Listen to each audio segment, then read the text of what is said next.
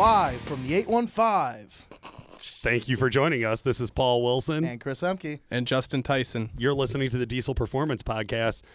First one of the new year, guys, 2020. Here we are in the studio. And we're going to start the new year by recapping last year.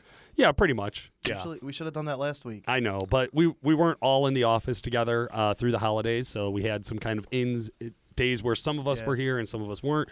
This is our first day. We're all back together on a Friday to record. I think I have to talk to my boss, whoever coordinates this stuff. You know, they need to get a little kick in the ass. Oh, yeah? Yeah. We'll have to talk to them. Yeah. We'll find out who your boss is, and we'll let them know. On this, not my boss. Right. You know. Your podcast boss? Yeah. That's Justin. No, that'd be you. Yeah, That's Justin's the producer. Producer, bro. Yeah, You got a but problem he's with the one you who got a problem with the coordinates. producer. He's the one who coordinates. Yeah. That would make me the producer. No, he produces. You coordinate. That's You're not. like, hey, we're going to do this episode on this day. You drop the ball. But So anyways, Chris, either way, hold on. either way. I think this is a great time to dip into what each one of us do for the show. I think that's something I've had Oh, dude, listeners hold ask on. me about. Perfect. I got this. Okay, I'd love to hear your breakdown. I work my on 9 to this. 5. I get given a piece of paper. We'll be ready in a half hour. See you downstairs. That's my role. That's your role. That's my role. That's everything you put into the podcast is showing up. Most of the time, 99%. Yes. Okay, yes. And then Justin's role Justin is he has to deal with both of our stupid asses true and edit and edit and yep. coach. He does do coaching. He does coach. Okay. Right? Give him his credit. Okay. Justin, don't roll your eyes at me. I'm Justin, trying to be nice. I know. You're like looking at me, yelling And at me, then but you- Justin's hold the on. one giving you a look like And that's then not you- true. And then you definitely brainstorm. Yep. Okay. You definitely work a half hour before coming to me saying that we're ready to go and do an outline. You do that. Right. Okay.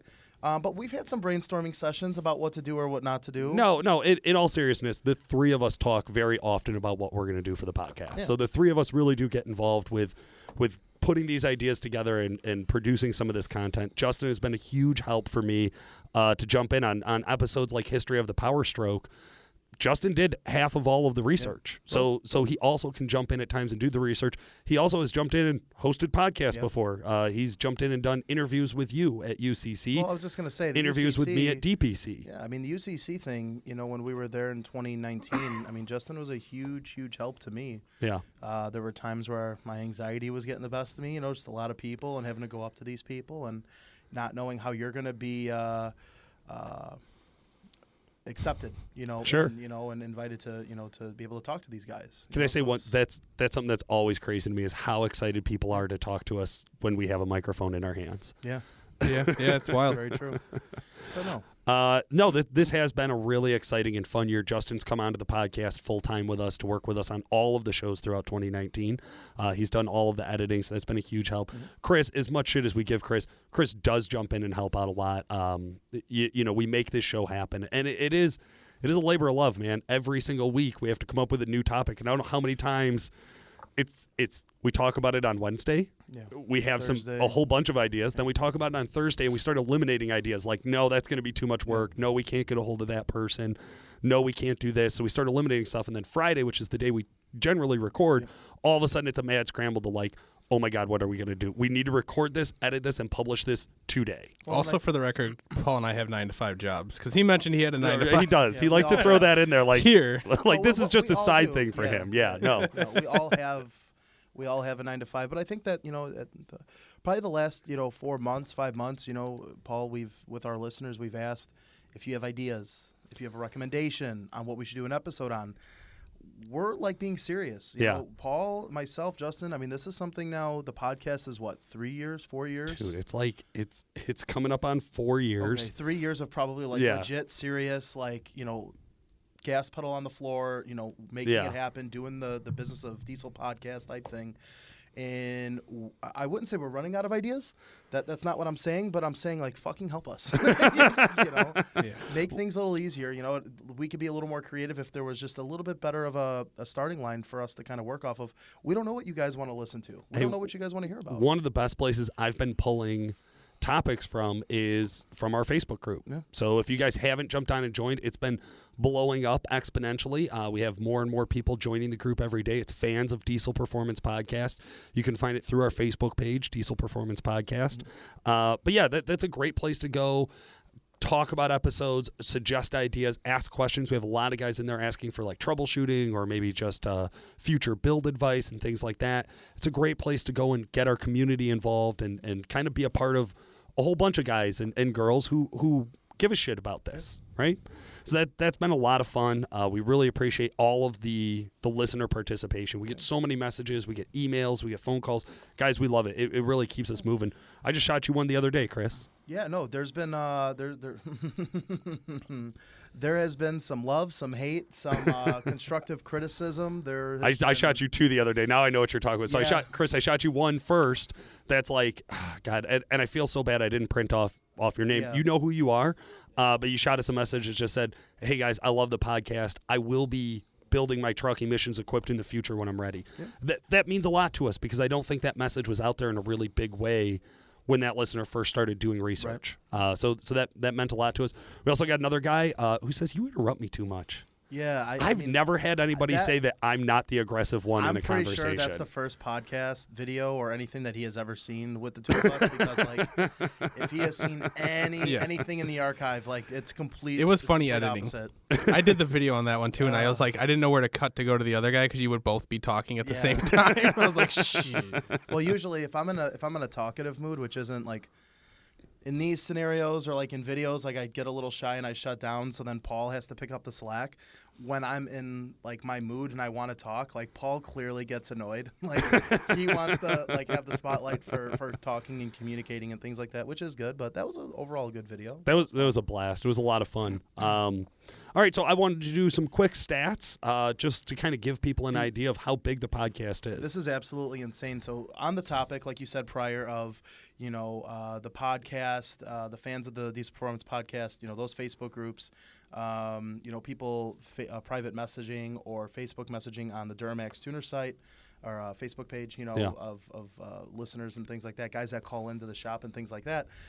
To look at this in a year review, we did 120 episodes in 2019 that alone. I do not like. That is, I am impressed. That blows my mind. Now we generally try to do one a week, but when we have special events, which we are so grateful to be a part of, places like UCC, Ultimate Callout Challenge, and Diesel Power Challenge, that's usually where we get the bulk of our extra episodes. Now this year we did 29 episodes about UCC 2019 and 48 episodes about DPC 2019. Yeah. Man, Justin, you were there for both of those weekends. I was there for both those weekends. Chris, you were at UCC. Yep. You weren't able to make out to the DPC trip, but what a hustle, man. Those 29 episodes for Ultimate Callout Challenge, we did them in 3 days. Well, technically, 3 days with some of the worst weather. Yeah, it was gross. I wasted 2 pairs of shoes because my shoes got so they were ruined. They were making fun of us for wearing Vans and Nikes, dog. Yeah, remember we showed up. Justin and I showed up. Justin and I rode down to UCC together. We showed up. We pulled up to like near where the booth was, and when I went to go open the door of the car, like we're into like just the general parking lot, and there was probably a foot of water next to my car. I had to actually switch shoes before I got out of my car to go find the booth. They're in one of the like staging lanes, because like at UCC where the drag strip and the staging lanes are, there's a bunch of parking and like these weird road obstacle things, whatever, the parking lot, I'll just call it whatever. Sure. I had my Ram, I had a trailer, and I had my Duramax behind it that I brought, and the trailer deck was at the line of where the water was up in one of the parking lots. Like it was insane. Yeah. So it was nerve-wracking to say the least. I mean, all things considered, to do 29 episodes with subpar weather at best. Yeah. And in 72 hours. They attached floatable like water toys to our, I was going to say, a booth. Pool floaties, we're tied down to the booth, the rubber duckies from our friends over at Alligator. Yeah, man, that was a blast. Justin, 48 episodes. We did those in 5 days. Dude, that was exhausting. Again, we're getting really close to that 10 episodes a day when we do a live event. Yep. I think there was 2 big things, and I'd love to hear some listener feedback on this. At UCC, Chris and I and Justin, we've always had this kind of formula of interviewing all of the people who are at UCC. So we look at it like this is this huge expo, DPI Expo is going on. It's the biggest diesel-focused expo in the world. And then we also have Ultimate Callout Challenge going on. Well, as a podcast, we have focused more time on the expo. So we pull in a lot of vendors. You guys did a ton of show and shine interviews, which worked out great. They're short, they're easy to consume, and they're really fast episodes. But at Diesel Power Challenge, Justin and I put all of our focus on the actual competition. Right. Now, there are no vendors there, so that was a really easy decision. It's the only thing to cover. And there's a lot of there's in a perfect world, like with UCC, if the weather was nice, there's a little more downtime. Right. They're cramming. With DPC, you were with a select few guys, for many, many days. So you're able to build a little bit more of a relationship. You're able to have that one-on-one. I felt like I was there listening to the DPC episodes. Right. Whereas the UCC, there's just I don't know, there's too much shit going on. You can't be in 10 spots with only 3 guys at the same time, That's the reality of it. Absolutely. But man, both events so much fun for us. It's the only travel I do anymore. I used to go do a lot of shows throughout the country, and now these are the only 2 shows I want to go to. Brag, man.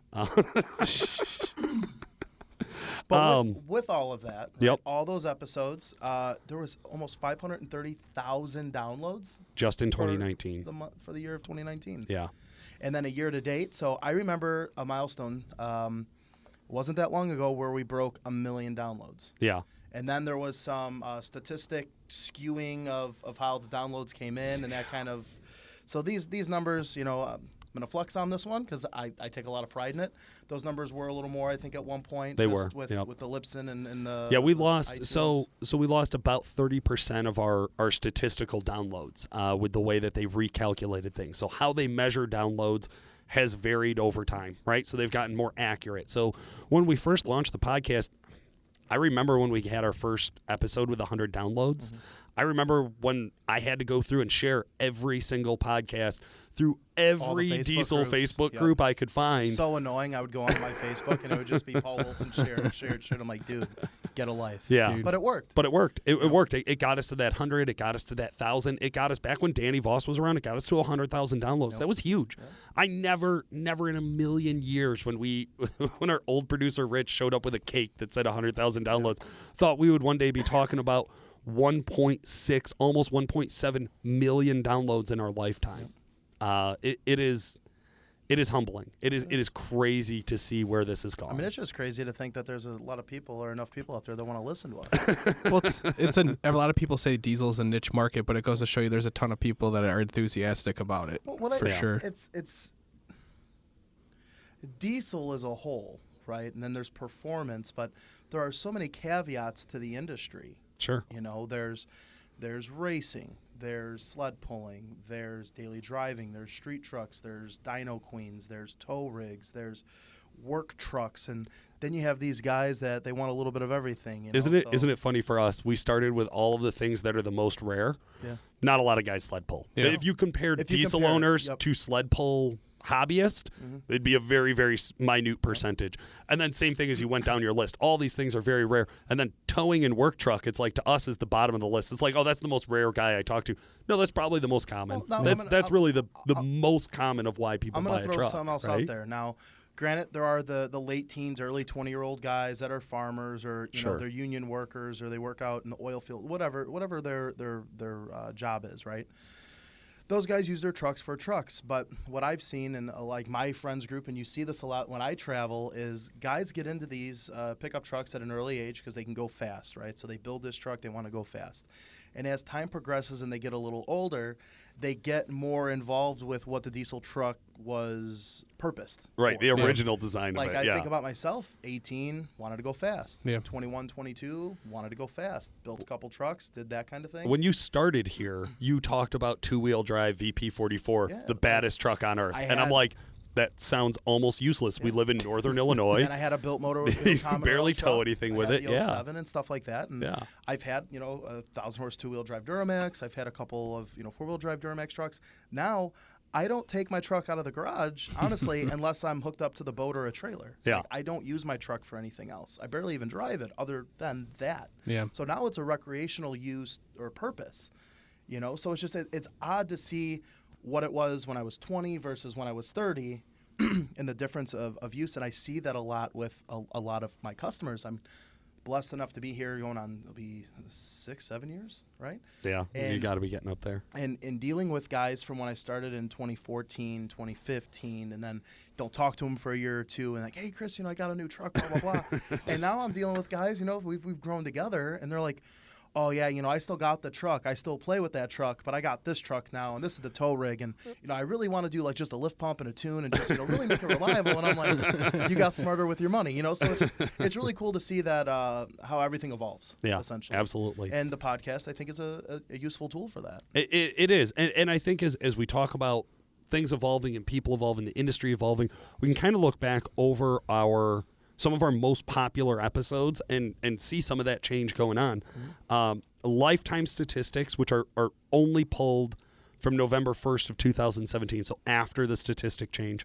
And our most popular episode was with a guy who's not really in diesel anymore. Mm-hmm. Charlie Keeter. Charlie Keeter, yeah. So we interviewed Charlie a few times on the show back when he was a DPC winner, back when he was just getting into UCC qualifier. Yep. Excuse me. And then, our last episode with him was on 1/12 of 2018. Mm-hmm. And that one's over 7,000 downloads, man. People love to hear from Charlie, which I get it. He's so the guy's a fucking riot. Yeah, he's so enthusiastic and extremely genuine. And you could just tell, like, his passion and his care and his love for the sport, when he talks. And, I'm not surprised with that one at all. Yeah. I remember the first time interviewing him, super excited, but that was one of those things where I never looked down on having to interview him again. Like, it wasn't like, oh, we have Keeter back on. I'm excited. It's always a smile comes on my face when I see his name come up, for sure. And then the number 2 most downloaded one, which I'm a little surprised by, is Expert Cummins Build Advice. Yeah, man, this is another one from back in 2018, late 2018. These are all at or just over 7,000 downloads right now. And so next up, I guess this one shouldn't be a surprise. We actually had this awesome opportunity to interview the guys from Diesel Brothers. So we actually got Heavy D and Diesel Dave. Chris, you were kind of on that episode. Yeah, so one of those, I was excited for that one. Like, I see these guys on TV, like not YouTube TV, but on TV. And then you shafted me. Like, all joking aside, so what had happened was I couldn't hear myself in the mic, so I didn't think that I was being recorded. So then I threw a hissy fit because I'm an only child, got pissed off, and dipped out. So am I, and I do not do that shit. Justin, bullshit. I've seen a couple times where you get in your mood and then dude, not over. Lately, not now. Dude. Well, I have a couple more years to go. You're like deep into your mid-30s. I'm just Christ. 30, so. I get a little better with age. I'm like fine wine. Damn, dude, I look younger than you. Whatever. You do. I'll give you that. I'm not shit. Way to fucking. All right, so the 4th. All right, yeah. So the 4th.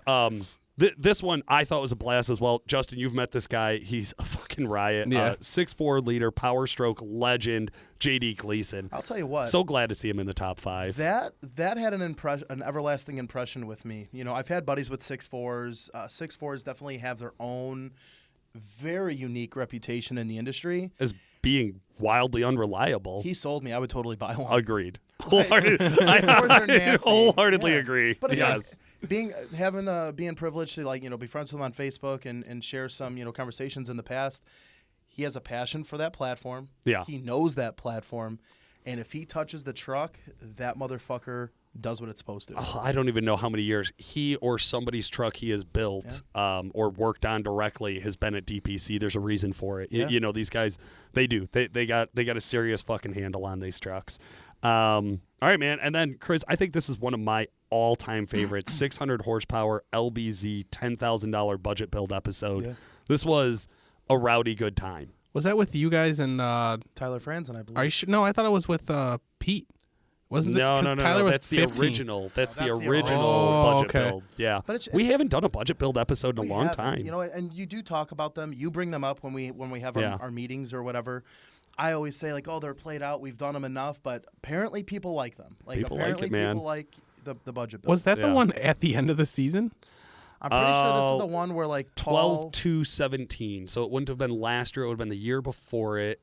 I want to say this is the one where Paul had like some ugly 22s that he found online. 100%. He was like, 100%. I have this much money left over. I'm going to buy some 22s. I just had money left over in my budget because I was like, I'm so good at this. I don't need to waste a bunch of cash because I found an awesome truck. And ironically, in the spring, he shows up with a BMW with some busted-ass 22s. Dude, he's got some nice-ass rims now. Yeah. We upgraded. He's on the come up. We upgraded. Yeah. So now let's get into the episodes of 2019, right? So 2019 for us. Yeah, I pulled our top 10 list for 2019, and I'm going to start. So these episodes all published in 2019. They all hit our top 10 for the year. I'm going to start down at number 10. Man, this was such a cool episode.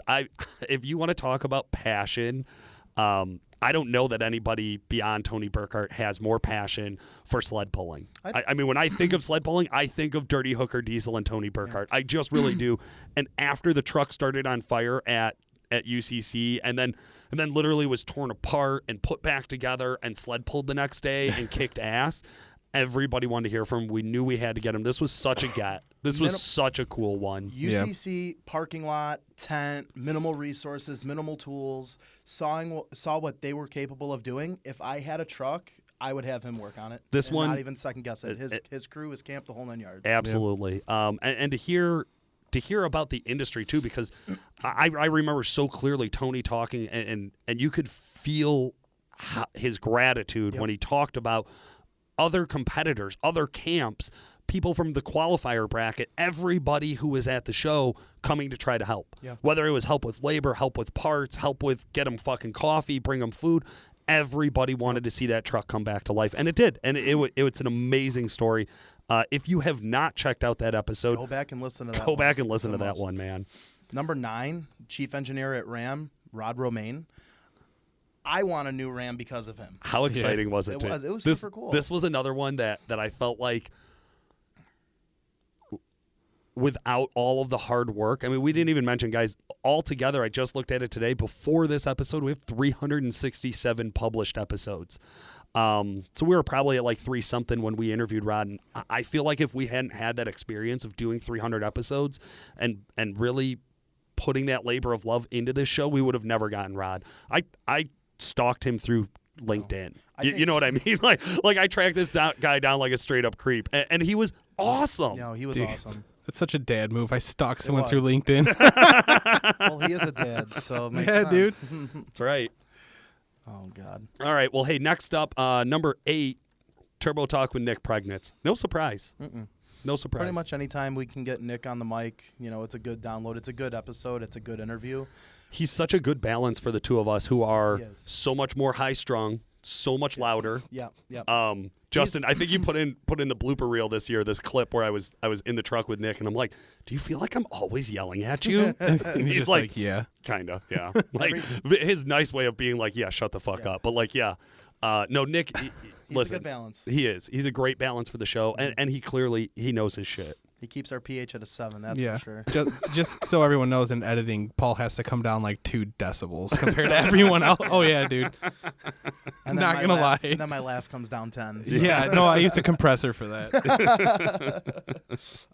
Number 7, why build Clean Sweep? Yeah, we did that one, like, it was our first show of 2019. We actually were like a week behind in recording. And I remember we sat down and we had to actually talk about why did we go back and build Clean Sweep. You know our number 1 disliked video at Duramax Tuner? And I did just say disliked video. The video we get the most amount of hate for is why delete your LML. There's a lot of clickbait there. Right. People just, that title. They hate that concept, right? But what's interesting from it is those same guys who make like the shitty comments there, they jump over and then watch our Clean Sweep videos and then make shitty comments on those too, which is funny to me because it's like somebody is saying something that offends you for whatever reason. That's fine. But then you dug further into it and there's like proof of a truck like actually kicking ass in the real world and like real world examples and like all the things you said couldn't happen being proven that they're happening. And And like, but you will see like this drop off. So if there's 10 guys on the first one, there's only like 4 on the first clean sweep, and then 2, and then 1, and then all of a sudden there's like no more haters. So I did think that was a really good episode, and that was a cool truck, man. I kind of missed that truck. I mean, you got to think about it. You know, with everything going on in the industry, when clean sweep was in its prime, that was 2017. Yeah. Right. That was a few years ago. Yeah. Even though us in our organization, that was prime time. Like we were doing, you know, the emissions on stuff years prior to that. Mm-hmm. But we wanted to showcase, you know, like a real hitter, you know, in that space. So of course there's going to be hate. Right. Yeah. You know, we probably beat up on a couple of their trucks that those guys are hating on. So fuck it. I remember being at the sled pulls in McHenry County with Clean Sweep, and we happened to interview some other guys there, and one of them was like, man, it's a cool truck. I mean, I would never do that shit to my truck, but like it was a cool truck. It was like people were just starting to turn the corner on, can you do this? Not should you do this, but just can you do this? It's a proof of concept. So it was. Yeah. It was a proof of concept, and it works. So it makes sense. guys. We've been here since the inception pretty much. Yeah. So essentially it takes learning, and people... Well, think about it takes time. Think about the guys that are out there that are just now starting to look into this. Like, been there, done that. Like, we're on to new cool things. So, I mean, that is still a cool thing, and it's still, as far as an industry standard is concerned, it's still new. Well, like, and it is still for new. sure. And that's one of the things that I've loved about the podcast, maybe compared to some of the other forms of media content that Justin and I work on, where we get to do everything. Yep. Like the cool thing about doing a podcast is we can talk about the future, and we can work on projects that are about cutting edge technology and progressing the industry forward. But it also means that we get to take our time and go back and look at the roots and look at where did this all start. And that's actually how we came up with our number 6, which was History of the 5.9 Cummins. Yeah. We really strongly considered doing History of Cummins. There's too much shit. It would have been like a 4-part episode. Like it would be like a straight up Last Podcast on the Left deep dive research. It would be intense. So we had to narrow it down to just the 5.9 liter Cummins. We could have broke that down in 2 episodes and got more depth with mechanical versus the common rail stuff. Like the Cummins, it's crazy because like the 5.9, you know, you think back on it, right? 5.9 is such a long run displaced motor. And every 2 years, something changed. Like maybe not like a crazy like mechanical versus electronic injection, but in the mechanical injection era, multiple injection pumps, automatic versus manual, injector sizes, intercoolers, turbocharger sizing, just a ton of data. Well, Cummins was the third of our history. So we did the 3 histories, which we're going to see come up here very shortly in our most popular episodes for the year. But Cummins was the last one, and we put it to last because we really weren't sure how to tackle it. And also, we needed a lot of verification. It turns out because it's been running so long and because there's so many fans out there, there's also a ton of really, really crappy info on it. Yep. So it took digging around and finding experts and finding resources we trust before we could actually like publish it and say, okay, this is what's really going on. And I think on that topic, number 5, just the popularity of the Cummins. When you think of Cummins, you're definitely going to think of Levon Miller, a Firepunk diesel for UCC 2019. This is where he announced on the show he would not be participating in UCC 2019. He had a free pass. He had some personal things going on in his life that the timing just didn't work out. He did show up. He did attend. We saw him floating around there, but he wasn't there to compete. However, we did see him come out back towards the end of the year and crush everybody at King of the Streets. Yeah, I was there. Right. Yeah, I was there. No big deal. It's Levon. When he's in the competition, he wins it, and when he's not, he doesn't. No disrespect to Derek Rose. He had a hell of a year. We're excited to see what 2020 brings for UCC. And then, as we had mentioned, the histories. Number 4, History of the Duramax. This was our first history podcast. I probably spent like 3 to 4 hours of research and reading articles. Every media outlet around diesel has done a history of. But putting them all together and finding, again, accurate information and like verifying it with people we know and we trust and what we know and inserting all of that one took probably more work than anything else we did this year. I believe that because the number 3 spot was the History of the Power Stroke, where Justin did the research. Yeah. Well, half of it. Yeah. Yeah. Me and Justin split that one up. It was a time sensitive. I think you were not available. I was not. I was out. I had pneumonia. Right. When that went on. Dude. Nobody believes this story. I mean, I was out. You were out. That we agree with. But yeah, Justin, why don't you talk a little bit about that? That's the first time that you had to do research and like work on your own end of an outline. Usually I come with the outline and the topics, and we kind of have a general plan of what we're going to do. This is the first time that I kicked over and said, here's what you need to go research. Here's the resources. Be ready in an hour. We're going to record. Yeah, for sure. I mean, it was interesting checking out and learning more about stuff that, we started as Duramax tuner, we had Cummins tuner, and then essentially Calibrated Power. Never really touched Power Stroke, so like it was one of those things where before I started here, I wasn't like Chris and a big diesel guy. So, learning as much as I could about older platforms of the Power Stroke, because we're learning about the newer one, right? Right. So it was very intriguing. I enjoyed it. I know, but I'm a nerd, so Well, it's funny because I've owned and driven a 7.3. Was probably not one of my favorite trucks, but one of my most reliable vehicles. And I have experience with the 6.7 Power Stroke through work. So we tune them and we work on them, and I get to drive them and things like that. Everything in between, really all I knew to do was talk shit. So like I could make fun of 6 liters and 6.4s, but I didn't really know anything about them. Like some of the basics, right? Oh, 6.4s have twin turbos, but they always fail. Like troll. Like Chuck, I had all of my troll knowledge down for those platforms and nothing else. So it was a big eye opener to go through and learn a lot of this stuff and research a lot of this stuff. We've had a lot of Ford guys on throughout the years, and I usually play on my phone while they talk. So it was not really, of course, but he does. But yeah, it was interesting to see The show notes. You're reading show notes on your phone. right, reading show notes. Yeah. Number 2 was a fun one. I was thinking back on this. So, deleted LML versus tune only LML. And we did this one all the way back at the beginning of January. And I remember that one distinctly. We had Joe Hager. He had a 2012 LML Duramax that it was a deleted truck. Yep. And then Mike Gutschell, one of the mechanics here, he has a 2014 LML. 2 very different setups, but at the end of the day, a lot of common parts, upgrades, I guess you could say. But Mike's was, again, emissions on, and Joe's was emissions off. And I remember driving down one of the back roads in that LML in Joe's, and I just remember the rap coming off of, like that 2,000, 2,100 RPM, and like my ear just like throbbing. I was so irritated. Yo, dude. And Joe like, oh man, Dad, dude, that's that sound. Yeah, that's what I like. 21-year-old kid, go figure.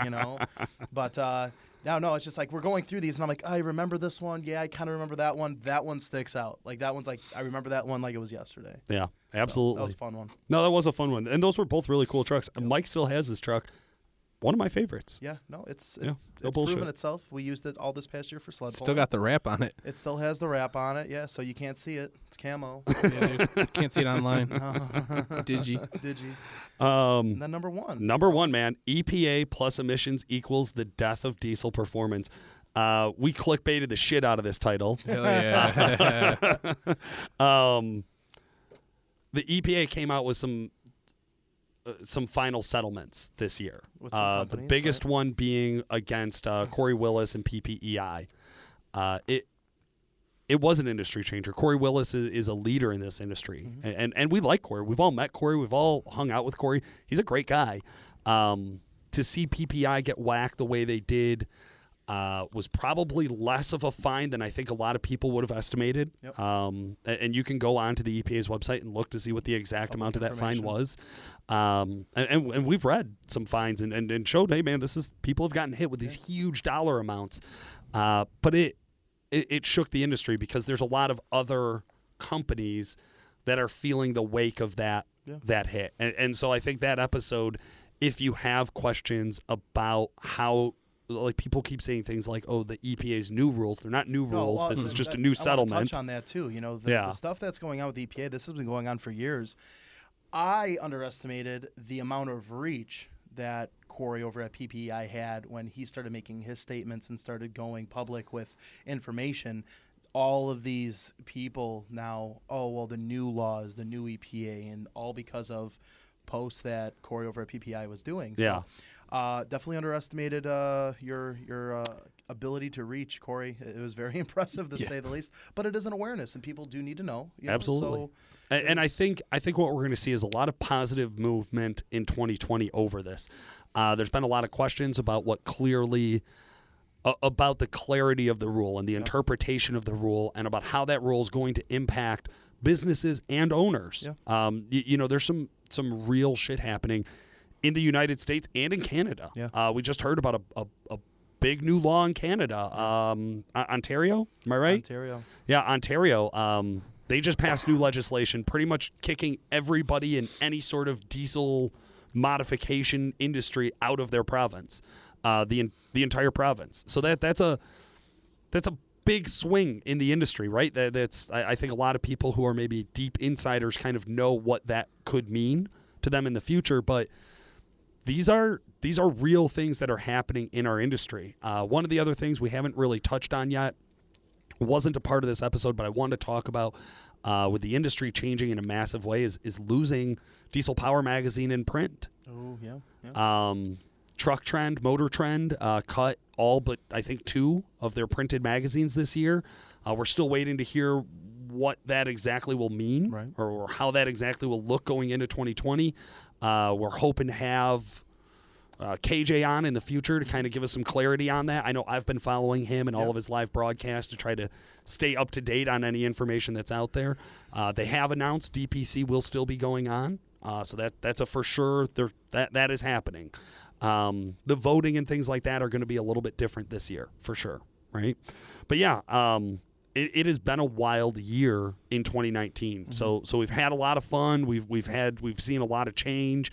And I think that really kind of kicks us into another gear going into 2020 about, what does this look like and where are we going to go from here? And before we dive too much into the future, I had a couple of questions for you two. Oh. All right, fire away. Justin, what is the funniest episode you have edited? I honestly, like, when we were interviewing that one kid and he whipped out that at UCC at the Show and Shine, what the hell, Whistling Diesel? Oh, Whistling Diesel. And he brought out that big old container, the picture that they got of your ass. That was fun. But I also, my boy, Mike Anagastu, I like when he's on. So just because he just gives you guys shit, so it's fun for me. And on Facebook. Stop tagging me and shit. No, I love it. Dude. Kidding. I'm kidding. He posted that picture of that, like, -45 and all those people from Alaska standing next to the sign. And so I literally close my Facebook down every time that picture comes up. I say too cold. Nope. Yeah, I'm done. Fuck that shit. Mike, man, we'd love to make it to Alaska. I have my wife's pregnant. I won't be making it this year. It's just not going to happen. Not with an infant in the house. Damn, Chris, we got no excuse. Yeah, Chris. I got a wife. I'm not pregnant. We're good. Yeah, Chris is going. Done. Just made the commitment. Shit. All right, cool. Chris, what's the worst experience you've had on the podcast? You almost killing me in the Apache. Did not happen. You bring that up a lot. To the footage. It did not happen. Some animosity there. There was wheel hop, and I slowly backed out of it. We were fine. You were so much closer to killing me in Brett's truck when you were doing a burnout through the ditch and almost rolled it. Sorry, Brett. That never happened. 100%. We have footage. Okay, let's pull that up back to back. All right. Look at my oh shit face. All right. I'd like to hear from both of you. Who's the smartest person we interviewed this year? This year? I'd go this year. Okay. I would have to say, I always look up to Nick. I think Nick is an extremely intelligent person. Not saying that to kiss ass. Like, I've always looked up to him like that. My boss is the smartest guy I talk to. No, I wouldn't say that. But Rod Romaine, just listening to him. Hard to beat. Yeah, it's really hard. Just the presentation. So you can be smart and not be able to present yourself worth of shit. We've seen it. Guys, we really have a couple. Yeah, the lost episodes. Yeah, there's a few lost episodes there, but just very well spoken, very detail oriented, very knowledgeable. So hands down, I would love to get him back on for another episode. For sure. I'd say probably Tony Burkhardt for me, because with what we had to deal with essentially with our sled pulling this season. Yeah, listening to him talk about what he knew, especially that episode that we talked about earlier. He's just like the professor of sled pulling. You cannot put it past that guy. Yeah. I don't know that I have a number one. I probably have a couple of guys that are way up there. We did talk to Gale Banks at DPC this year. Yeah. So that was like a little slide in there. If you listen to all of the DPC episodes, we got Banks right at the end. He's always sharp, man. He just is. And then, of course, there also was, I thought, I don't know if J.D. Gleason was the smartest or the best salesman, but, man, he was fucking up there. Yeah, I'll tell you that. He caught my eye for sure. All right. All right. Chris, we'll give you this one. Who is the best competitor we saw this year? That's Tony Burkhart, hands down. Okay. I don't care what Hard to anyone beat. says. Justin? I mean that, but I would say Matt Mayer, man. That was fun. Oh, my God, yeah. At DPC, just driving the truck after the fucking the truck broke every event. Guys. Every event the truck broke, and then he was pulling his like brand new. Oh, I got the Snapchat from Paul. Yes. Yeah. That was such a good one. That's such a deep cut there. Yeah, I'm with you on those. All right, guys, I got 2 more for you. Chris, this one will be for you. What's the coolest truck we did a ride along in? Just ever. I had originally wrote for this year, but it's just what's the coolest truck we've done the ride along in? I don't know. They all have different special places. My truck was my favorite ride along. I knew it before he even What opened a his mouth. loser. No, Who picks their own truck? You know, I have a special spot in my heart for the Burb because I think the Burb is We probably. never did a ride along in the Burb. Yeah, we did. Justin? I was tuning back then, No, boys. sir. We've never done a ride along in the Burb. I like the Burb. We keep saying we're going to, Yeah. but I'm all right. fairly certain we did not. I sound like a fucking idiot. Yeah. Well, that'll be your favorite of 2020. That'll not be my getting favorite cut. of 2020. Right, okay. Yeah. Fair enough. I really could care less about the Apache, the Scottsdale, the Hummer. Like, Dude, I love I don't that care about them. Scottsdale. I don't like them. I don't like any of them. I love somebody else to own those 3 trucks. Those 3 trucks are Mark awesome. Mark Downing does have the. I know, the has the Scottsdale. Yeah, yep. yeah. And Nick's got the other 2, so at least the other 2 I still get to drive, Yeah. you know, when nobody's looking. Yeah. You know me, that regular cab LML 15 that Worley had, You or know 16. what? That wasn't this year. That was That last year. Yeah, I just said it forever. all time, yeah, yeah. of all time. That was you my know favorite. what? I'll have to say for a twin turbo truck, and I'm not saying this just to jump on the bandwagon here. Sure, because you could have picked Brett's truck, which is also regular Right. cab short bed, which is Brett's my truck- favorite truck. Brett's truck's a fun truck, but I think the crispness and cleanliness of that LML, Jason Worley's regular cab, that was a really, really like that truck to me was. That's that a truck was you probably want one to of the drive first- every day. Yeah, that was one of the first major game changers. Yeah. You know, keep in mind, guys. You know, when we talk about emissions on trucks and twin turbo trucks, Nick had his personal truck. It was a 2011 Denali. Yep. In 2014, I had the luxury of driving that cross country. Drove it around here. Went to the drag strip with it. It drove nice, and then kind of scrapped the project. And then 2 years later, we come back to the drawing board, and then we had access to Jason Worley's. And it wasn't even in the same ballpark. Like, Yeah. I think that holds a special spot just to see the evolution of that package. I've always had this weak spot for regular cab LMLs, and then on top of it, I just love the way the twins feel. Yep. And then on top of it all, it was a truck that just, man, when you walked up and you saw it, it was just that crisp white, and just the interior was perfect, and I was guys- like, I want to be in this truck all the time. Paul always wanted a white regular cab, but life So had true. Other ideas for him. Wife, children. Thanks a lot, kids. Yeah. Some shit my dad would say. Thanks a lot, Joanna. Good thing she don't listen. Yeah, true. True story. She's like, I listened to him enough. Bet. Cool, man. All right. Well, that actually, I had one more question written down, but we're going to skip it for the end. So I think you guys I have some questions. Yes. Yeah. So this is for Justin and you, of course. What's the best what the fuck moment? Like in the middle of recording, in the middle of something maybe I said, you said, whatever. The time you almost killed me, like. No, I think it's definitely going to be an in the studio one. And I'm trying to think back to who was the guest. It'll come to me. Justin? Shit. Dude, a lot of these are what the fuck moments for me. I literally edit these things. I'd say just probably when we're at the events, like when we're at UCC just running back and forth and whatnot and just being like hearing some of the things people have to say. And we're just like, stripper glitter. Cocaine. What was that kid? What the hell did that and Bush Lattes. Bush Lattes. Yeah. I forgot his name, but he was a riot. That was a what the fuck moment. Yeah, that was. There you go. Jesus. Okay, I got it. Chris, I remember we were doing an interview. I won't say with who, but I looked over and I saw you on your phone, and you happened to just tip it down enough to where I see you were Snapchatting somebody, and I thought I was going to murder you. And that was 100% my what the fuck moment. It's usually just him snapping me and back and forth. I understand. I'm like, is it this Paul really say that? Even more aggravating. Yeah, go. Okay. I'm just gonna. Yeah, I want to go on this. I want to hear it. My most memorable anything, right? And this isn't podcast related, but it was a video that we did with Duramax Tuner, and it was we were doing a stealth bundle package video, and you were talking about 4-wheel drive burnouts. Oh my God, God. yeah. I remember saying, "What the fuck?" These is he two, saying? you were on camera together selling this package. Yeah, Yes. that will always have a special spot in my heart. True story. Dude, that's old school, bro. Now, here's the $1 million question. This is going to be specific for Paul. How much closer are you to buying a 6-liter? Not even close. Come on, I'm why? nowhere near it. They named a group after that. We need a 6-liter expert on the podcast that can sell you like JD did the 6.4. I mean, Nope. Nope. Here's my thing. JD sold me on the idea of a 6.4, not on like me actually spending my money on one. But I would never do that. I would never. I would never do that.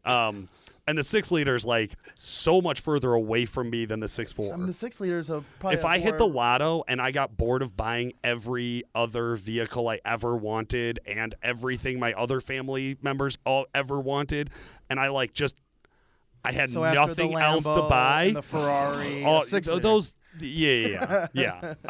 After all of those, I would go buy 100 piece of shit $100 cars and smash them into each other before I bought a 6-liter. Oh, dude, That's just me. The hatred is real, You're dude. reckless with your money, man. That's just me. I can think of a lot. I don't of have ways. the money, so it's easy to be reckless with Yeah, it, right? I mean, like I if you would- have no money, you're like, man, if I had money, I would just piss it away on everything. It's Man, I'd easy. buy a 6-liter and watch you smash all your cars while I'm not wasting mine and you're wasting yours. Sure. That's the way a lot of winners do it.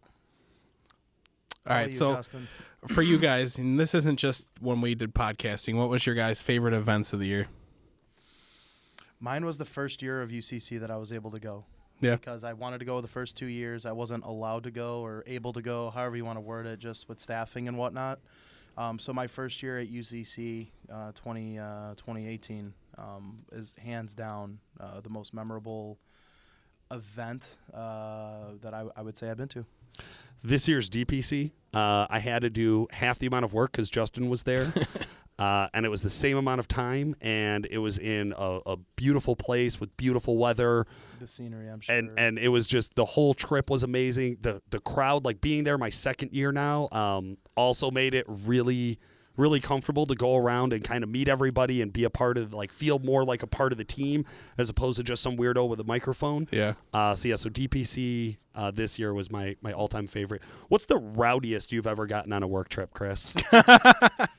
We are not talking about Yes, we this. 100% we are. Oh God. Oh God. So probably 2015. I went to Kentucky. It was probably one of my first like legit work trips. I went with Ryan Jelinas from ATS, Jaron Holder from Holder Down Performance, a couple of the guys from Thoroughbred, and one of the guys used to work for us, Bob Peterson. And we went downtown Lexington for the day. Jelinas was feeding me Rum chata. no, not rum chata, Vegas bomb drinks, tall Vegas bombs. Like they Yeah. weren't shots, they were straight drinks. And we went to this whiskey bar. We were drinking old fashions and then beer and picklebacks and like, dude, just anything and everything you could think of, like a recipe for disaster. And we ended up going to the strip club in the middle of the night, like 3 a.m. Yeah. And we sit down and it was like, there was a bunch of stages or whatever. And we were sitting at this one main stage. And this like stripper comes down, twirls on the pole, gets in front of me, like wraps her legs on me, and I throw up all over her. No! What the fuck? Oh my God! How did I know this? I threw up on the stage, and I would say that Got kicked out, right? yeah, and walked back in. So that would Oh probably my be God! that would be like the one. God. Like, that's probably like the worst. And then Jesus. next in line is probably going to be anytime the UCC thing happens. Only because like I have a lot of dealers and vendors that I do business with, a lot of spectators, a lot of friends from all over the country they go. So it's like it's business 9 to 5 and it's party after that. Like I've seen you 9 to 5. It is barely hold your eyes open 9 to 5. Yeah, and then dude. it is be up all night. Yeah, I Let's wasn't quit as playing. bad last year as the year before. True. 2018 was like a year to Paul, he was remember. pretty salty with us though when he was like, "You got drunk and drove around electric scooters with." Dude, he was I mean, We had a pissed. good time You downtown. witnessed the shooting. Yeah, true You story. witnessed Oh, that was pretty shooting wild. We in the- forgot about that. Yeah. There was and a straight up gang shooting in downtown Indianapolis, which was funny because on the way we had one of our younger coworkers with us, Anthony. Who we always talk about being so sheltered. And he's like, bro, I don't know about going to the downtown, like to the city. Like, what if there's people shooting down there? I'm like, this is fucking Indianapolis. There's no gangbangers hanging out in downtown Indy. Like downtown Indy's really clean. Like, don't go to Gary, but like downtown Indianapolis, like this is gonna be fine. This is like 1 hour yuppie later. central. Oh, dude, no, literally. But Anthony was so drunk he thought it was hilarious. Yeah, I fed Anthony three Vegas bombs. He was donezo. He was giggling dude, as Chris, he rode an electric We were scooter. literally drunk and going under police signs with these electric scooters and getting screamed at by cops because we didn't know where the fuck to go. Yeah. And they're just like, get out of the shooting, the crime scene. We ended up leaving a bar. So we're in the bar. All of a sudden, squad lights are everywhere. I'm like, well, I'm going to smoke a cigarette and see what's going on. I step out there, and there is a kid running up to the front steps, like to the front stoop in front of the bar, the curb, who has just been shot. Yeah, it was wild, dude. Right in the Cops side. are running up at the same time. People are running up at the same time. Some I shit. go grab these guys like, hey, we got to get out of here. So we jump on our scooters, these little electric bird scooters you can rent in the downtown area, and we just start riding. Nobody knows where we are. Nobody knows where we're going. It turns out we weren't going away from the incident. We ended up riding right in front of the parking garage where it happened. And while you're doing this, I was having a steak dinner with 30 of my closest friends. Yeah. For Well, real. I think we had steak We had a dinners good that night dinner. too. Yeah. Yeah, we all were good. like, we're not going to drink. And then Paul's like, nah. Yeah. I think the rowdiest I've got is when I was very new here. At the bowling alley. No, that wasn't even close to rowdy. The bowling alley. You weren't here for the No, I bowling alley, wasn't. were you? We did a company trip to the bowling alley, and there was this guy that was like 6'7" tall, and he was walking across. He was like an employee there, and all I did was yell, "Hey, stretch," to get his attention. So disrespectful. so that Bob or Bob's date that night could ask the guy how tall he was. That's all that happened. So, okay, what's the most? The most rowdy is I was out, I'll just say, on the East Coast at an event, and the group of guys I was with, all Marines, all great guys, all there with the same vendor. We went out to like downtown, whatever, Chapel Hill, some college town, and ended up at some dive bar.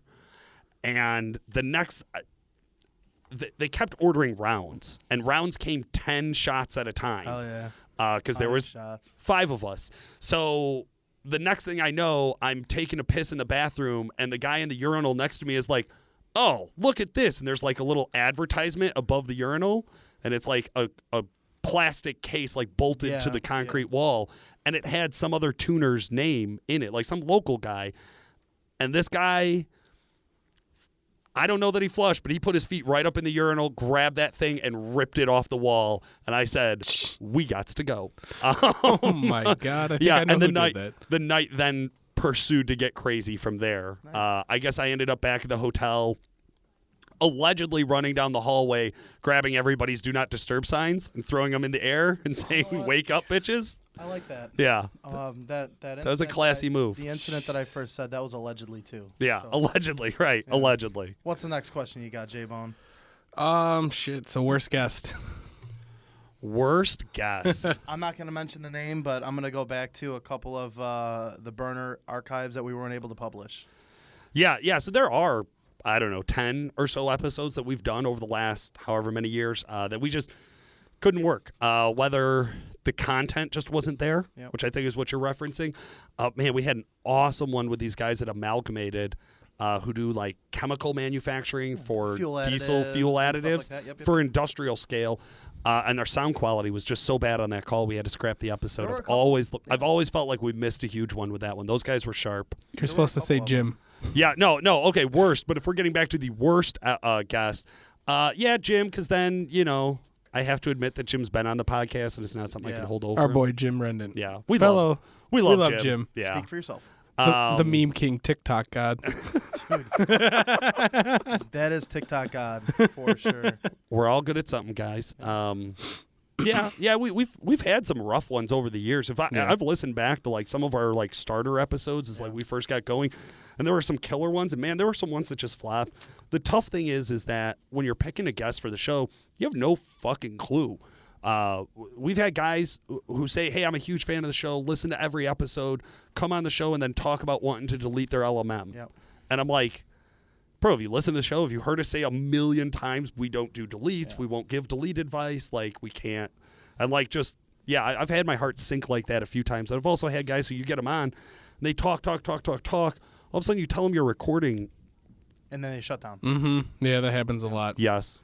More often than no. you think. Yeah. It was fun. It's crazy. Those are brutal. Those are brutal to get through. Okay. Yeah. Also, I just because I know it's going to get a lot of hate, if you guys were given a free one of your choice, which 2020 model vehicle would you want? Ooh. I'd get a new Ram. Of course you would. Dude, I think they're hideous. Sorry. I mean, I think the GMs are fucking disgusting. Yeah. I'd take the Power Stroke. See, I don't like I'm short, and I don't like the way the controls are in the cab. That's why. Don't say that on the mic.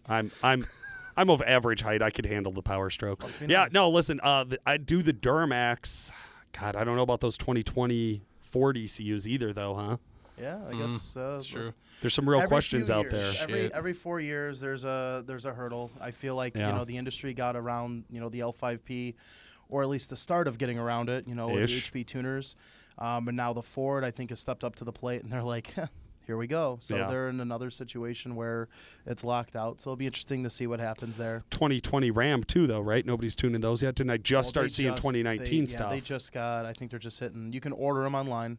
But Okay. I believe they're the same ECU as a 19. So Gotcha. 19s are fully supported. So Gotcha. no worries there. Okay.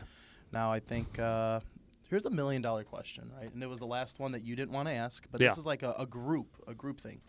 What do we all have in plan for 2020? I am thinking two things for the show, Okay. and I'd love to hear listener feedback. I'd love to hear feedback from you guys. I think we do one history or deep dive, like research episode every month. That's a lot. That's a lot of work. Like they're 3 to 4 hours of research. Yeah. It's another half hour of outlining to put it all together and make it like easy to understand. And that's why I think we can't do those that often, but I think we can do one a month. Well, we've talked about behind the scenes stuff of having like a meeting a month. Yeah. Where we actually have like a whiteboard, we break everything down, and we are a little bit more prepared. And then doing those deep type of heavy content based podcasts a month. I want to do more interviews. Like I know it's tough, and I mean, Paul, hats off to you because single handedly you are the one that generally is able to.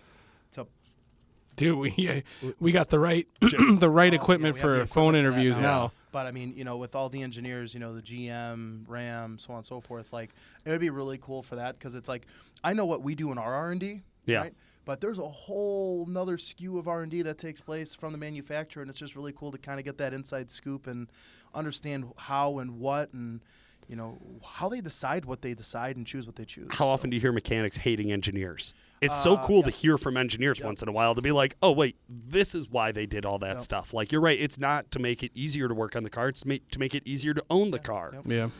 Things like that. Yeah, that's a good point. And a ride along in the burbs so I don't sound shit.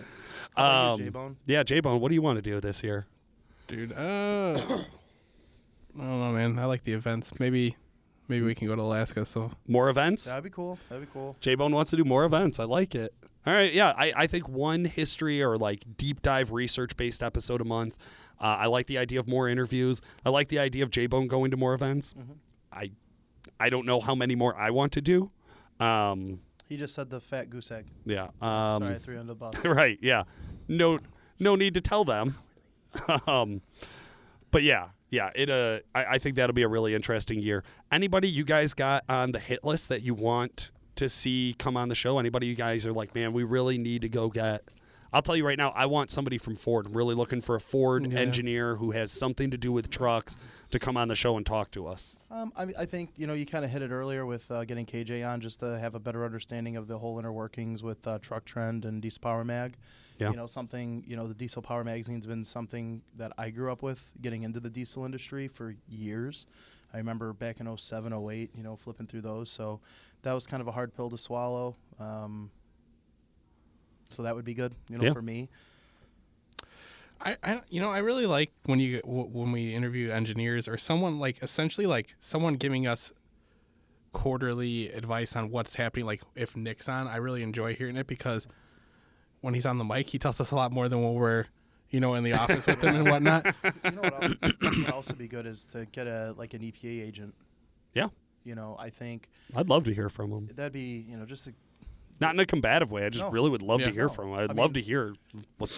I mean, one, the guys who work at the EPA are employees. Yeah. They're not, like, most of them are not crusaders. So, like, I would just love to hear, like, what is it like? What does it involve? Yep. Why? Right? Yep. Like, just why is this all happening? I think those are all, for me at least. I mean, that'll motivate me to keep the show going and, do what I do on a daily, weekly basis. Hey, if you lose motivation, you're replaceable. Me and Justin, we're here forever. But you, we could dime a dozen. Damn, we've all been here for a very long time.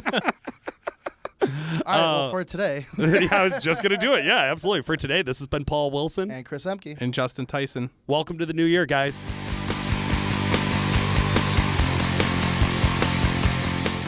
Or not. Fuck. I fucked that one up. Yep. Damn it. Can you please just edit that? No. God, you're such a pile of shit.